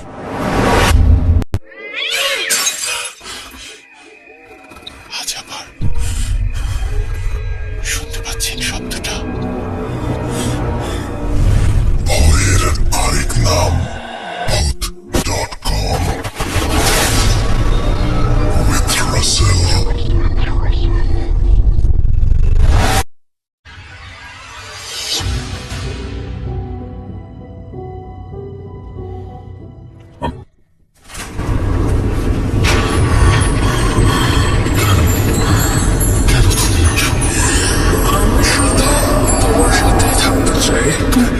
তুমি চলে যাও, চলে যাও, প্লিজ চলে যাও, চলে যাও। Bhoot.com with Russell। যেভাবে লেখা আছে আমি সেভাবেই পড়ছি। আসসালামু আলাইকুম রাসেল ভাই, আশা করি ভালো আছেন। আমি আগেও দুটো ঘটনা শেয়ার করেছিলাম, সেগুলো সিলেক্ট হয়নি। আশা করি এবারের ঘটনাটি সিলেক্ট করবেন। ঘটনাটি আমার নানার সাথে ঘটেছিল 1997-98 সালের দিকে ময়মনসিংহের সদর থানার কোনো একটা গ্রামে। আমার নানা ছিলেন একজন শিক্ষক, তবুও শিক্ষকতার পাশাপাশি কৃষিকাজ, গরু পালন, মাঝে মাঝে শখের বসে মাছ ধরা এসবও করতেন। তিনি আরেকটা কাজও করতে পারতেন, সেটা হলো গ্রামে কোনো গাছে মৌচাক অর্থাৎ মৌমাছির বাসা বাঁধলে সেখান থেকে মধু আহরণ করতেন। আজকের ঘটনাটি মধু আহরণ সংক্রান্ত।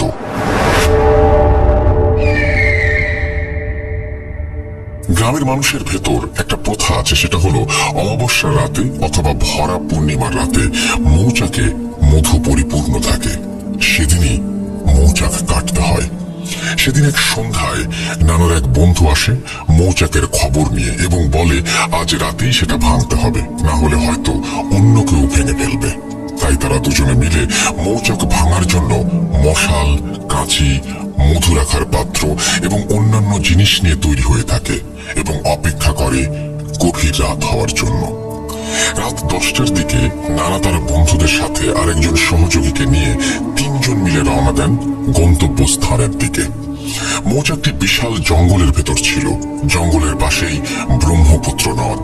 উল্লেখ্য যে এই জঙ্গলটাকে মানুষ এতই ভয় পেত যে দিনের বেলাও সাহস পেত না সেখানে যাবার। জঙ্গলের কাছেই পাঁঠার অর্থাৎ ছাগলের গন্ধ এসে লাগে নাকে। গন্ধ পেয়েই নাদের সহযোগীরা বলে ওঠে, পাঁঠার গন্ধ ভালো কিছুর লক্ষণ নয়, চলো ফিরে যাই, কালকে আবারও মানুষ নিয়ে আসবো। তবে আমার নানার বন্ধুরা নাছর বান্ধা, সে আজকেই ভাঙবে। আরেকটা বিষয় হলো নানা এবং তার বন্ধু দুজনেই নামাজ পড়তেন, কিছু সময় চিন্তা ভাবনা করে দুটো মশাল জ্বালিয়ে তারা জঙ্গলে প্রবেশ করতে থাকেন। যত ভেতরে যাচ্ছেন পাঁঠার গন্ধ তত বিকট হচ্ছে। তিনজনই ভয় পাচ্ছিল, তবে কেউ কাউকে বলছিল না। চারিদিক ভীষণ অন্ধকার, সাথে পাঁঠার গন্ধ, এসবের মধ্যে তারা জঙ্গলের ভেতরে এগোচ্ছে। অবশেষে কোনো বাধা বিপত্তি ছাড়া তারা ওই গাছটির কাছে আসে, যেটার মধ্যে মৌচাক। এখানে এসে তারা থমকে যায়। গাছটি ছিল একটা মাঝারি উচ্চতার বকুল ফুলের গাছ। তবে গাছটির অদূরেই একটা বড় বট গাছ, যেটার গা থেকে ঝুলছে অনেক লতাযুক্ত গাছ। দেখতেই ভীষণ ভয় লাগছিল। তাছাড়া এই বট গাছটি নিয়ে আরো অনেক কাহিনী গ্রামে প্রচলিত আছে। যদিও নানা শিক্ষিত মানুষ, তবুও মনে মনে ভীষণ ভয় পাচ্ছিলেন। নানা তখন তার বন্ধুকে বললেন, রহিম, এটা তিনজনে ভাঙা সম্ভব না, চলো ফিরে যাই। সাথে সাথে একটা শব্দ কানে আসে, ফিরে যাও। কিন্তু অন্য কেউ এই শব্দটা শুনতে পায়নি। নানা এবার ভীষণ ভয় পেতে শুরু করলো। কিন্তু তার বন্ধুরা নাছোড়বান্দা, তারা বললেন, তোর ভয় লাগলে তুই শুধু নিচের দিকে তাকিয়ে থাক, আমি উঠছি। তুই শুধু বালতি আর কাঁচিটা উপরে তুলে দিস। এই বলে রহিম উঠতে শুরু করলো। নানা আবারও শুনছিলেন কেউ ফিস ফিস করে বলছে, ফিরে যাও, বিপদ। কিন্তু নানা এ কথা তাদের বলতেও পারছেন না। নানা ভাবছেন হয়তো রহিম মনে করবে আমি ভয়ে এসব বলছি, আর তাদের সহযোগী যে আগেই ভয় পেয়েছে সে যদি অজ্ঞান হয়ে যায়। এতক্ষণে নানার বন্ধু গাছের ওপরে মৌচাকের কাছে তাদের সহযোগী গাছের মাঝামাঝি দুজনের হাতে দুটো মশাল। মশালের ধোঁয়ায় মৌমাছিগুলো ভয়ঙ্কর শব্দ করে উঠছে। আর নানা গাছের নিচে টর্চ হাতে দাঁড়িয়ে আছে, সাথে একটি বালতি আর কাঁচি। যদিও টর্চ জ্বালানো নিষেধ, টর্চ জ্বালালে মৌমাছি কামড়ায়। এবার নানার বন্ধু রহিম বলল, রশিদ, বালতি আর কাঁচিটা উপরে দে। ঠিক এমন সময় নানার কানের খুব কাছে কেউ বলে ওঠে, পালিয়ে যা রশিদ, পালিয়ে যা, চারপাশটা তাকিয়ে দেখ, পালিয়ে যা। এবার নানা বট গাছের দিকে লাইটের আলো ছড়ে এবং দেখতে পায় যে বট গাছ থেকে লতাগুলো ঝুলছিল সেগুলো হাওয়ায় ভাসতে ভাসতে প্রায় চারিদিক থেকে ঘিরে ফেলেছে এবং আশেপাশের বাঁশগুলো প্রায় শুয়ে পড়েছে। এটা দেখে নানা ভীষণ জোরে চিৎকার দেয় এবং সাথে সাথে যে গাছের মাঝামাঝি ছিল তিনি সেখান থেকে লাফ দিয়ে নেমে পড়েন এবং তিনিও চিৎকার শুরু করেন। নানার বন্ধু রহিম কোনো ক্রমে নিচে নামতে থাকেন। তারা সবকিছু ফেলে সূরা তেলাওয়াত করতে করতে বেরিয়ে আসতে থাকেন। তারা যখন বের হচ্ছিলেন তখন মনে হচ্ছিল জঙ্গলে ঝড় উঠেছে, সবকিছু তছনছ করে দিচ্ছে। তারা যখন জঙ্গল ছেড়ে বেরিয়ে আসেন তখন পেছন থেকে শুনতে পান কেউ বলছে, বেঁচে গেলি। এই ছিল ঘটনা। ভুল ত্রুটি হলে ক্ষমা সুন্দর দৃষ্টিতে দেখবেন এবং আমি আরো ঘটনা সংগ্রহ করছি, হয়তো আগামীতে লিখব। কামরুল হাসান ফাহাদ, ফুলবাড়িয়া, ময়মনসিংহ। আপনাকে অনুরোধ করব আপনি আরো ঘটনা পাঠান এবং এই ঘটনার দৈর্ঘ্য যদি আরো বড় হয় তাহলে আমাদের সবার জন্য আরো বেশি ভালো। আমরা চলে যাব আমাদের পরবর্তী ঘটনায়, তবে তার আগে আমাদের ইমেল অ্যাড্রেসটা মনে করিয়ে দিই। russell.booth.com@gmail.com আমাদের ইমেল অ্যাড্রেস। এই অ্যাড্রেসে আপনি আপনার নাম, ঠিকানা এবং ফোন নাম্বার সহ আপনার জীবনে ঘটে যাওয়া বা আপনার জানা সেরা ঘটনা লিখে পাঠিয়ে দিন। ঘটনা শুরুতে অবশ্যই উল্লেখ করুন ঘটনাটি আপনি স্টুডিওতে এসে শেয়ার করতে চান নাকি আপনি চান আপনার ঘটনা আমরা পড়ে শোনাই। যারা দেশের বাইরে রয়েছেন তারা সরাসরি অডিও ক্লিপ পাঠাতে পারেন বা লিখেও পাঠাতে পারেন। আমরা চলে যাব আমাদের পরবর্তী ঘটনায়।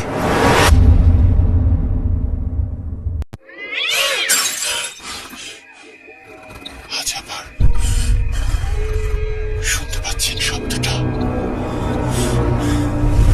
ভয়ের আরেক নাম Booth.com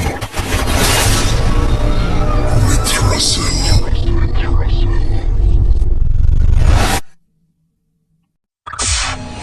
Entertainment is a must. শুনুন স্বাধীন podcast.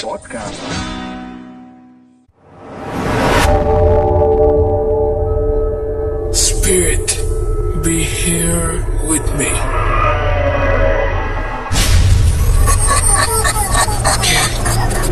Get me. Booth.com. The fear returns with Russell.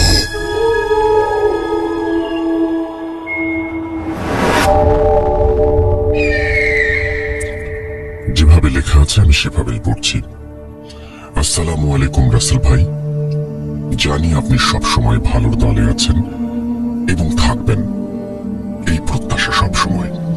আমি মুস্তাফিজুর, ছদ্মনাম বাসা রংপুর বিভাগের গাইবান্ধা জেলার কোনো এক গ্রামে। গত 31তম এপিসোডে আমার বাবাকে হারানোর এক মর্মান্তিক ব্ল্যাক ম্যাজিকের ঘটনা শেয়ার করা হয়। ভূত.com-এ আমার প্রথম ঘটনাটা শেয়ার করার জন্য অসংখ্য ধন্যবাদ। আমি বর্তমানে দেশের বাইরে থাকায় স্টুডিওতে আসা সম্ভব না, তাই ঘটনাটা পড়ে শোনানোর অনুরোধ রইল। বেশি কথা না বলে এবার ঘটনায় যাওয়া যাক। আজ যে ঘটনাটা শেয়ার করব সেটা মাছ ধরা নিয়ে একটি শরীর হিম করা ঘটনা। প্রথমেই কিছু না বললেই নয়, যে বিলটিকে কেন্দ্র করে আজকের এই ঘটনা, সেই বিলটি আমাদের গ্রাম থেকে খুব বেশি দূরে হলে 2 কিলোমিটারের পথ। এই বিলটিকে নিয়ে অসংখ্য ঘটনা আমার জানা আছে, সময় পেলে লিখে পাঠাবো। এখন যে ঘটনাটা বলবো সেটা আমার সঙ্গে ঘটে যাওয়া আজ থেকে 4-5 বছর আগের ঘটনা। তখন আমি ক্লাস 10-এ পড়ি। সময়টি ছিল বর্ষাকাল। বর্ষাকালে গ্রামের খাল বিল সব পানিতে ভরপুর হয়ে যায়। যে বিলটিকে কেন্দ্র করে আজকের এই ঘটনা, সেই বিলটির নাম চান্দামারির বিল। বর্ষাকালে আমাদের গ্রামে মাছ ধরার অনেক ধুম পড়ে যায়। ছোট থেকে বড় সাইজের যে কোনো ধরনের মাছ ধরতে কেউ দিনে বা কেউ রাতে সেখানে যায়। আমরা 4 জন ফ্রেন্ড ছিলাম। আমরা রাতে মাছ ধরতে অনেক বেশি পছন্দ করতাম এবং মাছও অনেক বেশি পাওয়া যেত। আমাদের গ্রামের ভাষায় যে যন্ত্রটি দিয়ে মাছ ধরতাম সেটিকে ক্যাটা বলা হয়, মানে যেটা দিয়ে মাছকে আঘাত করতাম। টর্চ লাইট আর ক্যাটা দিয়ে রাত্রিবেলা মাছ ধরার মজাটাই অন্যরকম। যাদের মাছ ধরার নেশা আছে শুধু তারাই বোঝে বিলটি ছিল অনেক বড়, প্রায় 4-5 কিলোমিটার ধরে একটা বিল। রাতের বেলা সেই বিলে অনেক লোকই যেত মাছ ধরার জন্য। যেই দিনের ঘটনা ঘটে যায় সেদিন ছিল অনেক বৃষ্টি। সেদিন সন্ধ্যা 7টার সময় বৃষ্টি একটু কম হয়, তো আমরা সবাই ভাবলাম যে আজকে একটু তাড়াতাড়ি যাব, কারণ সবাই আবার মাছ ধরতে নেমে পড়লে তেমন একটা মাছ পাওয়া যাবে না। তো যেই কথা সেই কাজ, সবাই সবার মাছ ধরার ক্যাটা, টর্চ লাইট এবং ব্যাগ নিয়ে চলে যাই বিলের উদ্দেশ্যে। তো যাবার পথে আবার হালকা একটু বৃষ্টি শুরু হয়, কিছুক্ষণ পর আবার থেমে যায়। এভাবে আসে যায় আবার আসে যায়। এমন করতে করতে সবার শরীর প্রায় আধা ভেজা হয়ে যায়। আমাদের ভেতর হঠাৎ একজন বলে ওঠে, চলো আজ মাছ ধরা হবে না, এত বৃষ্টিতে কেমন করে মাছ ধরবো, বাসায় ফিরে যাই। তো আমি আবার বললাম, এতটা পথ যখন এসেই গেছি একটু অপেক্ষা করে দেখি না, যদি বৃষ্টি থেমে যায়। সবাই বলল ঠিক আছে, দেখি কি হয়। আমরা তখন বিলের ভেতর পরিত্যক্ত একটা শেড বা ঘরের ছাউনির নিচে দাঁড়িয়েছিলাম। তারপর আস্তে আস্তে বৃষ্টি থেমে গেল, একেবারে নেই বললেই চলে। আমরা আবার রওনা দিলাম গন্তব্যস্থানে। যাবার পথে আমরা সবাই লক্ষ্য করলাম ঠিক বিলের মাঝে 3টা লাইট দেখা যায়। তো আমরা সেই লাইটের সোজা বরাবর হাঁটা দিলাম। ভাবলাম ওই দিকে কিছু লাইট দেখা যাচ্ছে, সবাই পাশাপাশি থাকলে ভালো হয়, কেননা বিলটা নিয়ে অনেক ভয়ঙ্কর ঘটনা ঘটে যায়, তাই আর কি। কিছুক্ষণ হাঁটার পর আমরা সেই বিলে গিয়ে উপস্থিত হলাম, কিন্তু যাবার পর দেখি লাইটগুলো নেই ওখানে। আমরা সবাই অবাক হয়ে তাকিয়ে থাকি, লাইটগুলো গেল কই? আমরা তো এখানেই দেখলাম, হঠাৎ লাইট 3টি অদৃশ্য হয়ে গেল কেমন করে? পরে বেশি কিছু চিন্তা না করে ভাবলাম হয়তো আমরা আসতে আসতে ওরা লাইট বন্ধ করে বাসায় চলে গেছে। বৃষ্টির কারণে বিলের ভেতর আমরা 4 জন ছাড়া আর কেউ ছিল না। কেউ না থাকায় পরিবেশটা কেমন নিস্তব্ধ হয়ে আছে। আশেপাশে কেউ নেই, কারো টর্চও দেখা যায় না। অনেক দূরে শুধু পাশাপাশি 2টো আলো দেখা যায়। তখন আমি ভাবলাম সবাই মনে হয় আসা শুরু করছে সবেমাত্র। তখন বৃষ্টি একেবারেই ছিল না। আমরা যার যার মতো মাছ ধরতে ব্যস্ত হয়ে পড়লাম। বেশি লোকজন না থাকায় মাছও অনেক বেশি পাচ্ছিলাম। কিছুক্ষণের ভেতর সবাই অনেক মাছ পেলাম। তারপর সবাই একসাথে হলাম। এবার আস্তে আস্তে বাড়ির দিকে হাঁটছি আর মাছ ধরছি। হঠাৎ সবাই দেখি যে একটা জমিতে অনেক মাছ, যা ধারণার বাইরে। সবাই অবাক, এত কম পানিতে অত মাছ কিভাবে সম্ভব। পরে ভাবলাম বৃষ্টির কারণে হয়তো কম পানিতে সব মাছ উঠে পড়েছে। অত কিছু চিন্তা না করে সবাই সবার মতো মাছ ধরতে ব্যস্ত। কিছুক্ষণ পর আমি সামনে দেখি বিশাল একটা বড় মাগুর মাছ। কমপক্ষে মাছটার ওজন 6-7 কেজি হবে, যা অসম্ভব। অত কম পানিতে অত বড় মাছ আসার কথাই না। পরে আমরা আবার ভালো মতো দেখলাম বৃষ্টির কারণে হয়তো কম পানিতে উঠে এসেছে। তারপর মাছটাকে ধরার জন্য আমি অনেকক্ষণ মাছটার পেছনে পেছনে ছুটি, কিন্তু কোনোভাবেই মাছটাকে আঘাত করার সুযোগ পাচ্ছিলাম না। বড় মাছের লোভ সামলাতে না পেরে আমি ছোট মাছ ধরা ছেড়ে দিয়ে চুপি চুপি মাছটার পেছনে পেছনে ছুটতে থাকি, কেননা ওরা সবাই দেখে ফেললে আমার আগে ধরে নেবে। আমি যতবারই মাছটাকে আঘাত করার জন্য মাছটার কাছে যাই, ঠিক ততবারই মাছটা অনেক দূরে চলে যায়। এমন করতে করতে প্রায় 15-20 মিনিট অতিক্রম হয়ে যায়। তারপরও মাছটাকে একবারও আঘাত করতে পারলাম না। এক সময় আমি বিরক্ত হয়ে যাই। তখনও আমার একটু মনে হয়নি যে এটা কোনো সাধারণ মাছ না, এটা অস্বাভাবিক কিছু। তারপর আমি সবাইকে ডাকতে বাধ্য হই, সবাইকে বলি এই মাছটাকে আমি অনেক সময় ধরে মারার চেষ্টা করছি, কিন্তু আমি একা পারছি না। এত বড় মাছকে একা ধরা সম্ভব না। সবাই মাছটাকে ঘিরে সামনে যাবে এবং যে পাবে সেই মারবে। সবাই একমত হয়ে মাছটার চারপাশে ঘিরে দাঁড়ায়। এমন কিছুক্ষণ সবাই চেষ্টা করার পর একজন হঠাৎ আঘাত করে বসে। আমরা সবাই দেখলাম যে মাছটার গায়ে লেগে গেছে কাঁটাটা। ওরা সবাই বলল, জলদি আয়, এত বড় মাছ একা আটকাতে পারছি না। তখন আমরা সবাই দৌড়ে গেলাম ওদের কাছে। ও বলল, সবাই জলদি আয়, এত বড় মাছ আটকাতে পারছি না একা। তখন আমরা সবাই দৌড়ে গেলাম ওর কাছে। তখনও ক্যাটাটা পানির নিচে মাটির সাথে শরীরের সবটুকু শক্তি দিয়ে চেপে ধরে আছে। আমরা সবাই যাবার পর দেখলাম মাছটা ক্যাটার নিচে অনেক জোরে জোরে লাফাচ্ছে বা নাড়াচাড়া করছে। এবার আমি যখন মাছটা হাত দিয়ে ধরতে গেলাম, তখন দেখি মাছটা নেই। যখন আমি সবাইকে বললাম, কিরে মাছটা কই গেল, ক্যাটার নিচেই তো ছিল, সবাই অবাক হয়ে গেলাম। পরে সবাই একটা জিনিস লক্ষ্য করি, ওই জায়গাটা পুরো কাঁচা রক্ত দিয়ে লাল হয়ে গেছে, কিন্তু মাছটা গেল কোথায়? এত কম পানিতে মাছটাকে ভালোভাবে দেখা যাচ্ছিল। অত তাড়াতাড়ি মাছটা ওই জায়গা থেকে যদি এদিক যায় বা সেদিকে যায়, তাহলে সবার চোখে পড়ার কথা, কেননা এত কম পানি ছিল যে মাছটার পিঠ একটু পানির উপরে ছিল। এটা কিভাবে সম্ভব? আমরা সবাই হতভম্ব। এটা কি হলো? মাছটা গেল কোথায়? তখনও কেউ একবারের জন্য ভাবি নাই যে এটা অস্বাভাবিক কিছু। সবাই আবার মাছটাকে ওই জমিটার ভেতর তন্ন তন্ন করে খুঁজি, কিন্তু পাই না। তারপর আমরা আর একটা জিনিস লক্ষ্য করি, মাছের বাজারে গেলে যেমন কাঁচা মাছ মাছ একটা গন্ধ পাওয়া যায়, ঠিক তেমন একটা তীব্র গন্ধ, এবং সেই গন্ধে চারপাশটা ভরে গেছে। অনেকক্ষণ খোঁজার পর সবাইকে বলা শুরু করলাম, এটা কেমন ঘটনা হলো? আজকে মাছটা গেল কোথায়? আর এমন গন্ধ কিন্তু ভালো না। আমি আগে অনেকবার শুনেছি এটা খারাপ লক্ষণ। তখন আমাদের মাঝে একজন বলে, এটা সত্যিই মাছ ছিল নাকি অন্য কিছু? আমি শুনেছি যে বড় মাছ খারাপ কিছু হতে পারে। তখন আমার মাথায় এই বিষয়টা নিয়ে ঘোরাঘুরি করতে থাকে। তারপর আমরা সবাই লক্ষ্য করি যে আমাদের ব্যাগের মাছ অনেক কম হয়ে গেছে, কিন্তু আমরা এই মাছটা ধরার আগে পর্যন্ত আমাদের ব্যাগে পর্যাপ্ত মাছ ছিল। সবাই ভেবে পাচ্ছিলাম না কি হচ্ছে আমাদের সাথে। ঘটনাটা এখানে শেষ হলে পারত, কিন্তু না, একটু পরেই শরীর হিম করা এক ঘটনা ঘটে যায়। তখন আবার অনেক জোরে বৃষ্টি শুরু হয়েছে। এখন আমরা ভাবলাম যে এবার সবার শরীর ভিজে যাবে, কেননা আশেপাশে কিছুই ছিল না যার নিচে গিয়ে দাঁড়াবো। বিলের ঠিক মাঝখানে বড় বড় কয়েকটা পুকুর ছিল। সেই পুকুরের পাড় দিয়ে অনেক পুরনো গাছ আছে। আমি ভাবলাম যাই, ওই পুকুর পাড়ের গাছগুলোর নিচে গিয়ে দাঁড়াই, শরীরটা একটু কম ভিজবে। তারপর সবাই দৌড়ে গিয়ে গাছের নিচে দাঁড়ালাম। বৃষ্টি থামার কোনো লক্ষণই নেই, পড়ছে তো পড়ছেই, অনেকক্ষণ কেটে যায়। বৃষ্টিতে আশেপাশের কিছুই দেখা যাচ্ছে না। হঠাৎ করে একটা পুকুরের ভেতর কয়েকটা বাচ্চা যদি একসাথে লাফালাফি করে গোসল করে যেমন শব্দ হয়, ঠিক তেমন শব্দ পেলাম। সবাই ভাবলাম কেউ হয়তো পানির নিচে পানিতে পড়ে আছে বা পানিতে পড়ে গেছে। সেটা ভেবে সবাই লাইট মারতে মারতে সেদিকে গিয়ে দেখি কিছুই নেই। সবাই চিন্তা করে পাচ্ছি না কি হচ্ছে আমাদের সাথে। পরে আমরা সবাই গাছের নিচে দাঁড়াই।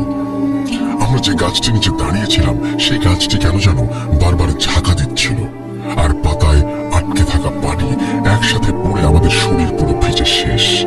আর এতক্ষণ বৃষ্টির পানির নিচে দাঁড়িয়ে ঠান্ডায় সবাই কাঁপছি। এত বড় গাছ এমন ভাবে বাঁকা হয়ে যাচ্ছে কেন, বা কে ঝাঁকা দিচ্ছে, এটা খুব অস্বাভাবিক লাগলো। কেননা গাছগুলো ছিল কদম গাছ আর অনেক মোটা। এদিকে বৃষ্টি আর একদিকে আজব আজব সব ঘটনা ঘটছে আমাদের সাথে। ঠান্ডা আর ভয়ে আমাদের মুখ থেকে কোনো আওয়াজ বের হচ্ছিল না। সবাই কেমন যেন থমকে গেছি। পাশের দিকে ঝোপের ভেতর থেকে মানুষ ঘুমিয়ে নাক ডাকলে যেমন আওয়াজ হয়, ঠিক তেমনি আওয়াজ পাচ্ছিলাম সবাই। এত বড় ফাঁকা বিলের ভেতর শুধু আমরা চারজন, আর এত বৃষ্টি। তখন আমাদেরকে যে কতটা অসহায় মনে হচ্ছিল সেটা বলে বোঝানো যাবে না। এমন করতে করতে বৃষ্টি একটু কমে যায়। তখন আমি এখানে একটুও থাকা যাবে না বলে বাসায় চলে যাওয়া শুরু করি। শরীর তো ভিজেই গেছে, আর চিন্তা করে লাভ কি। তখন সবাই বাসার দিকে যাওয়া শুরু করলাম। সবার আগে আমি, আর বাকিরা আমার পেছনে পেছনে। হঠাৎ যে ফ্রেন্ডটা মাছটাকে আঘাত করেছিল সে বলে উঠলো, আমার পেছনে পেছনে কে যেন হাঁটছে, এমন অনুভব করছি আমি। সবাই বললাম, তোর মনের ভুল হতে পারে, বৃষ্টির শব্দে এমনটা শুনতে পারছিস, পা চালিয়ে যা। আবার একটু থেমে যাই। আবার একটু যাবার পর আবার বলে, এবার সত্যি আমি দেখছি আমার পেছনে কালো একটা অবয়ব ছিল। আমি তাকানোর সাথে সাথে অদৃশ্য হয়ে গেল। আমরা ওর কথায় কান না দিয়ে ওকে বলি, তুই সবার সামনে সামনে চল। পরে ওকে সামনে নিয়ে সবাই দূরত্বে হাঁটা শুরু করি। সবাই সবার মতো দূরত্ব রেখে হাঁটছি। হাঁটতে হাঁটতে এক সময় ও পেছনে পড়ে যায়। হঠাৎ আমি লক্ষ্য করি আমরা তিনজনই শুধু হাঁটছি। ওই ফ্রেন্ডটা সামনেও নেই, পেছনেও না। সবাই অবাক হয়ে উঠি, চমকে যাই, আর সবাই ওর নাম ধরে ডাকতে থাকি। ওর কোনো সাড়া না পেয়ে আমরা দৌড়ে পেছনে চলে যাই। একটু পেছনে যাবার পর যেটা দেখি, সেটা হঠাৎ দেখলে কেউ মেনে নিতে পারবে না। দেখি যে ওর ঘাড়টা মাথা থেকে পুরোটাই কাদা মাটির নিচে, পা দুটি উপরের দিকে। ওর হাতে লাইটটা জ্বালানো ছিল, তা দেখে আমরা খুব দ্রুত খুঁজে পাই ওকে। যদি আর 10 বা 15 সেকেন্ড দেরি হতো তাহলে ওকে আর বাঁচানো সম্ভব হতো না। তাড়াতাড়ি সবাই ওকে টেনে উপরে তুলি। ওর অবস্থা তখন খুব খারাপ, দাঁড়ানোর শক্তি নেই, শুধু কেমন যেন নিঃশ্বাস নিচ্ছে, কাদা দিয়ে সারা শরীর ভেজা। আমি ওকে বললাম, কি হয়েছে, কেমন করে তুই এত পেছনে পড়লি, আর এই অবস্থা হলো কি করে? ও বলে, আমি তোদের বলেছিলাম না কি যেন আমার পেছনে হাঁটছে, তুই তো বিশ্বাস করলি না। হাঁটতে হাঁটতে আমি একটু পেছনে পড়ে গিয়েছিলাম, আর ঠিক তখনই পেছন থেকে কে যেন এমন জোরে একটা টান দিয়ে আমাকে কাদার মাঝে চাপ দিয়ে ধরে। আমি চিৎকার দেব, এই সময়টাও পাইনি। শুধু একটা জিনিস লক্ষ্য করছি, ওই অবয়বটার পুরো শরীর কালো লোম দিয়ে ভরা ছিল। এই কথাগুলো বলতে বলতে ও অজ্ঞান হয়ে যায়। তখন যে কতটা অসহায় আর ভয় লাগছিল সেটা বলে বোঝাতে পারবো না। ওর কথা শুনে আমাদের শরীরের শক্তি হারিয়ে যাচ্ছে। না জানি কখন আমাদের সাথেও কিছু ঘটে। সবাই আল্লাহর নাম নিয়ে হাতের ক্যাটা, টর্চ লাইট, ব্যাগ একজনের হাতে দিয়ে আমি আর আরেকজন অনেক কষ্ট করে ওকে ঘাড়ে উঠাই। আমাদের ভয়ে আর শীতের কারণে হাতে পায়ে শক্তি পাচ্ছিলাম না, তাই ওর ওজন অনেক বেশি মনে হচ্ছিল। সবাই আল্লাহর নাম উচ্চারণ করতে করতে ওকে নিয়ে খুব দ্রুত বাসায় চলে যাওয়া শুরু করি, আর ওদেরকে বলি সূরা পড়তে থাক। হাঁটছি তো হাঁটছি, পথে যেন শেষ নেই। কথায় আছে, বিপদে পথ এগোয় না। একটা সময় আমরা ওই ফ্রেন্ডটার বাসায় গিয়ে পৌঁছাই। তারপর ওর বাবা মাকে ডাকতে থাকি। অনেক বৃষ্টির কারণে রুমের ভেতর থেকে আমাদের আওয়াজ ওর বাবা মা শুনতে পাচ্ছিল না, নাকি ঘুমিয়ে পড়েছিল জানি না। তখন একজন গিয়ে দরজায় ঠক ঠক করে নক করি। তারপর সবাই বেরিয়ে আসে। এসে এমন অবস্থা দেখে সবাই আমাদেরকে জিজ্ঞেস করে, কিভাবে কি হলো। পরে আমরা সবাই সব ঘটনা খুলে বলি। তারপর ওর বাবা আমাদেরকে এমন রাগ আর বকা দেয়, শুধু মারটা বেঁচে গিয়েছিলাম। ফ্রেন্ডটার মা বলল, ওরাও তো অনেক ভয় পেয়ে গেছে, ওদেরকে অযথা বকছেন কেন, আগে আমার ছেলেকে সুস্থ করেন। আমরা তখন তাড়াতাড়ি ওর বাসা থেকে ওরই কিছু কাপড় নিয়ে এসে ওর ভেজা কাপড় চেঞ্জ করে দেই। অনেক চেষ্টা করার পর ওর জ্ঞান ফেরানো সম্ভব হচ্ছিল না। ফজরের আজানের পর ওর জ্ঞান ফিরে আসে। সবাই একটু সান্ত্বনা পেলাম জ্ঞান ফিরে আসাতে। ঘটনা এখানেও শেষ না। তারপর এই ফ্রেন্ডটা অস্বাভাবিক আচরণ শুরু করে। ভাত পানি কিছুই খাচ্ছিল না, শুধু বলতে থাকে, আমাকে কাঁচা মাছ দাও, আমি কাঁচা মাছ খাবো। শুধু এই কথা ছাড়া আর কোনো কথাই সে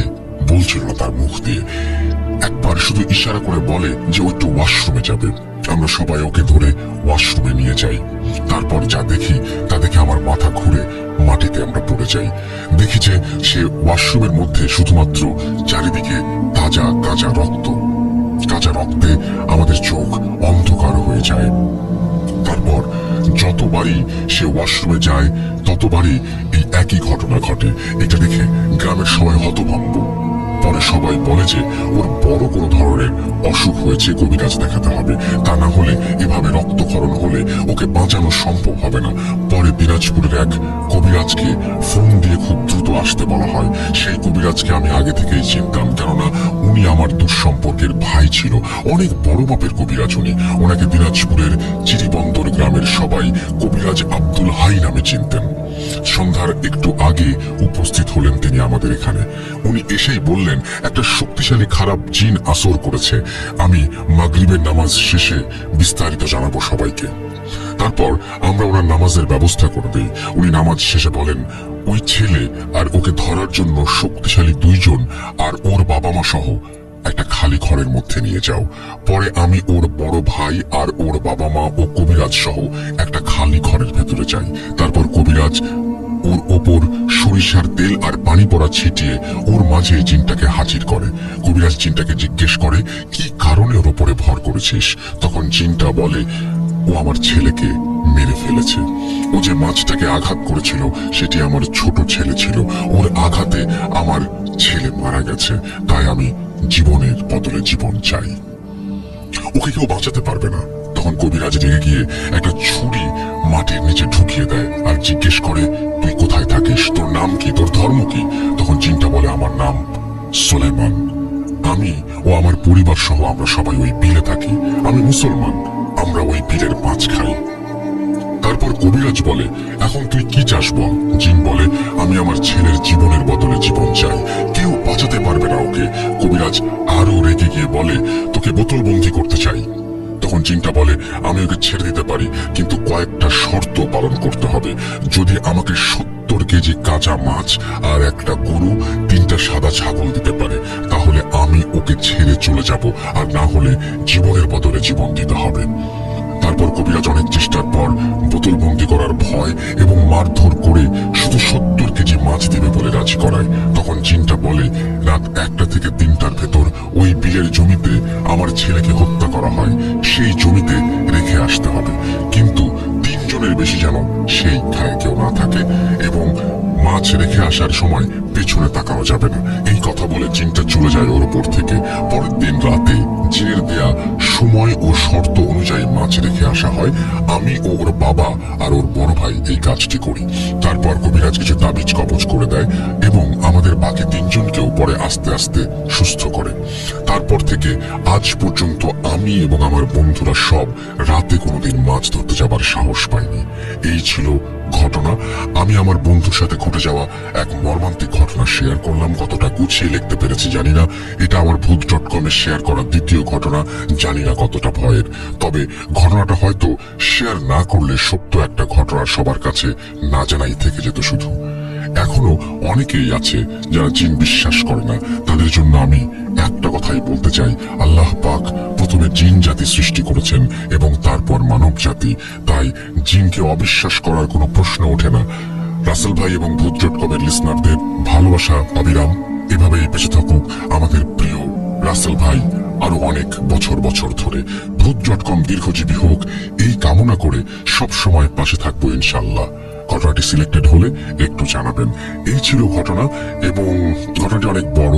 আমি জানি না আপনাদের কতটুকু ভালো লেগেছে, বাট এই ঘটনাটি খুব অদ্ভুত একটা ঘটনা। লাস্টে মাছ রাখার যে ব্যাপারটা সেটা আমি জানি না, সেটা একটা হয়তো রিচুয়ালের পার্ট, কিন্তু এরকম ঘটনা নিশ্চয়ই আপনাদের সাথে ঘটেছে। আপনাদের কি মনে হয় সেটা অবশ্যই আমাকে জানাবেন।